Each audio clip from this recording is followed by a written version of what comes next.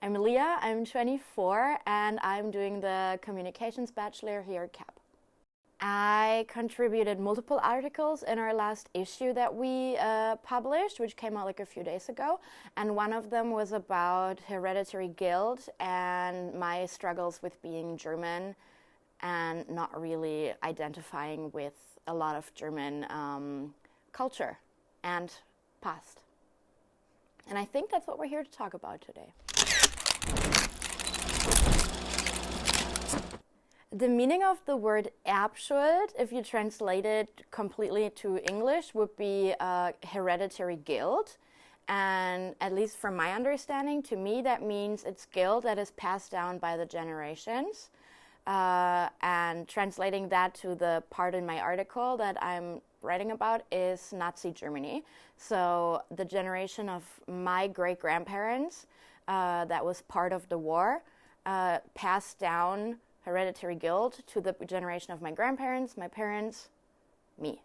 And that's how I think it should have been for every person in Germany, but it feels like that's not the case because sometimes I feel like I'm one of the only people struggling with that issue. And a lot of other people in Germany are just moving on from the past and accepting that it's over. Whereas like I can't really do that. For me, with my conscience, I just struggle with the idea of being part of a culture that did such horrible things in the past. Let's say emotions exist for a reason, and then thinking about shame, it's split for me because shame on one hand is used as a weapon against people. For example, body shaming, things like that. I don't think that's okay. If it's something that a person does that has no influence on your own life, let them be. No need to shame anyone. But if it's shame about something that hurt other people, for example, if I commit a murder or if I commit a crime and then I feel shame about that, that's something that I think is totally valid because as humans, we're not supposed to hurt each other and like backstab each other. And that's where I think shame comes from. And it's supposed to be there to like as a reminder of our conscience and as a reminder of what we should do and what we shouldn't do. Like deep down, every person knows what's right and wrong, and then people just choose to ignore it. At least that's how I see it. You would think that over the generations, the thoughts and the mindset of Nazi Germany would have stopped, but I'm fairly sure that it has been passed down through the generations because there is like the mindset never died. It was just, it was banned basically. People were not allowed to be Nazis anymore legally, but it didn't stop the people from having the same mindsets.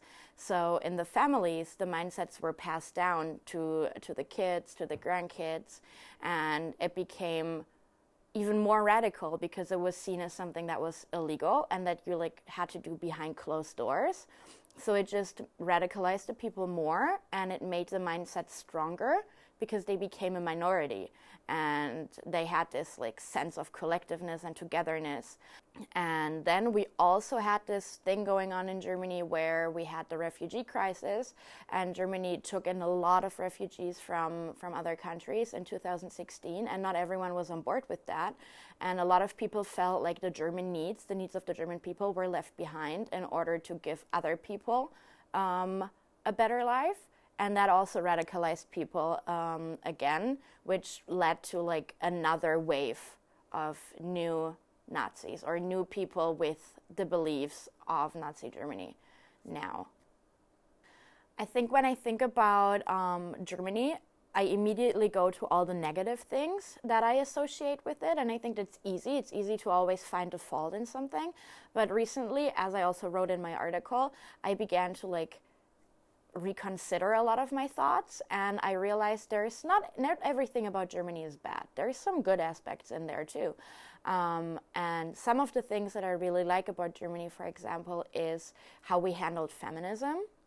In the specifically in the 80s, there was a big feminist wave going on in Germany, and we have some pioneers. For example, Alice Schwarzer.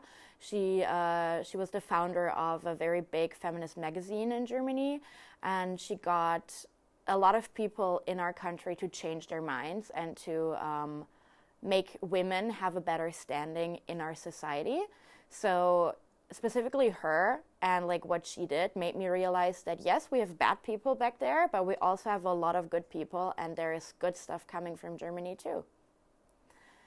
Now, I left Germany when I was 19, and now it's 2024, so I'm 24 now.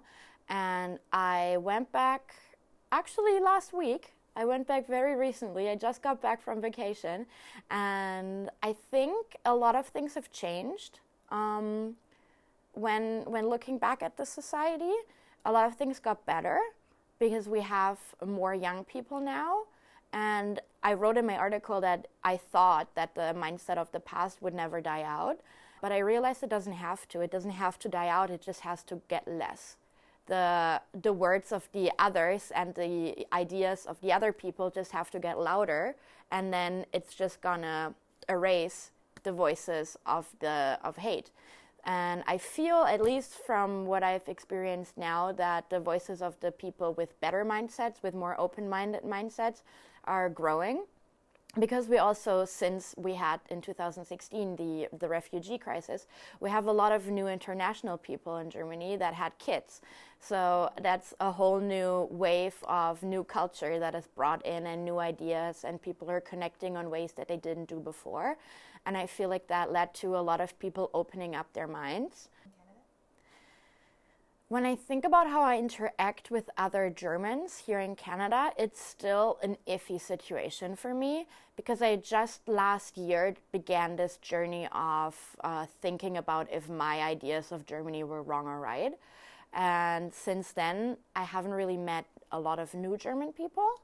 So I still am kind of on edge about meeting other Germans. I still don't really feel comfortable with that, but it's definitely gotten a little better.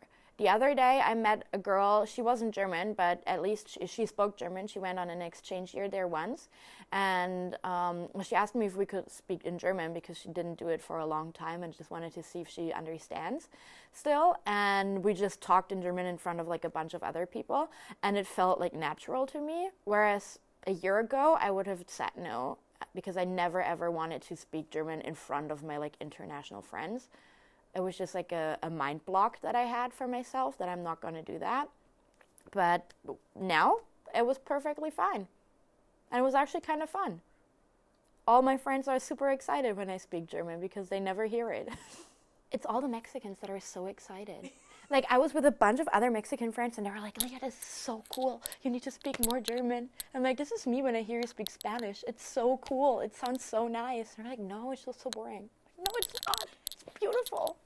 So I was thinking if I stand alone with my thoughts about Erbschuld and my feelings about that, and I realized that other countries have similar issues too. For example, in Canada, there is the huge issue about residential schools going on, and how our generation, or the younger generation, doesn't really has a lot of like contact to that issue anymore, because it wasn't during our lifetime, or the lifetime of, like, for example, my friends that are Canadian.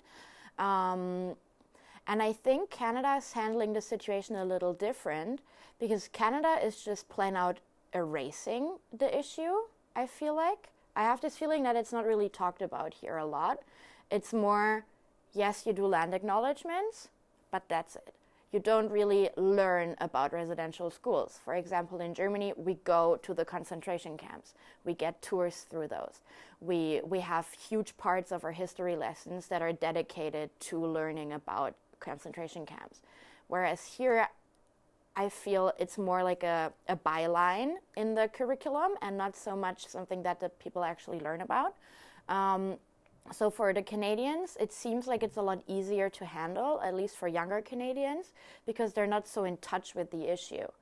So I didn't really think that it didn't really help me, because I feel Canada is handling the situation even worse than Germany is. Like, at least we are educated about the crimes of the past. so, which gives us the option to feel shameful for it. But if you don't really have education about what your government and what your country did in the past, how are you ever supposed to feel shame if you don't know the whole picture? For the CAP career, in the recent issue, I also wrote another article, which was about what a perfect world looked like in regards to movies and books. And I feel like the answer that I had in this article could also transfer to other aspects of my life, or even Germany as a country. I wrote that in a perfect world, there would be no hate. And with that, I don't mean that no one is allowed to have bad feelings towards another person. We all do. It's human. It's impossible to like everyone. But what I mean is that to go deeper and to start thinking about, yes, I don't like this person, but that doesn't mean I have to do acts against this person. Like, I can disagree with what you do, and I can disagree with how you live your life, and I can have a different opinion, but I can still let you be who you are, because it's not really affecting my life.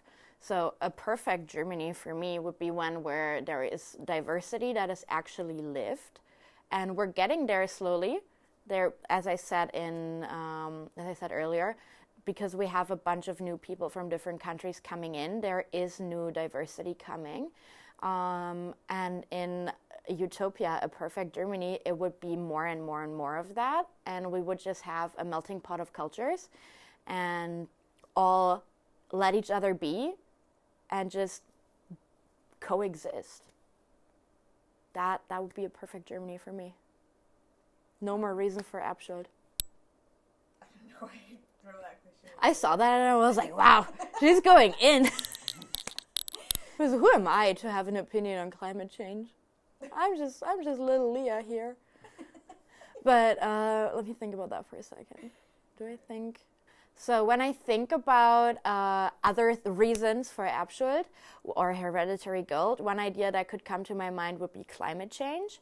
But I'm not even really sure if we're going to be around to experience Erbschuld, because if we keep going on with living our lives the way we're doing right now, there's just not going to be any humans anymore. And then no one needs to feel guilty and no one needs to feel shame, because just no one is going to be there. We could feel bad for the animals we're leaving behind. We could feel bad for the forests and the oceans that we're destroying. But as the past has shown, all these things are very fast in regenerating itself. For example, during COVID, when there were no ships going to Venice, and suddenly there were dolphins coming back to Venice, that took a year. So by the time we're going to be gone, 1 year later, Earth is going to already be regenerated like a good amount. So I don't really think there needs to be Erbschuld about this, because we're gonna be gone.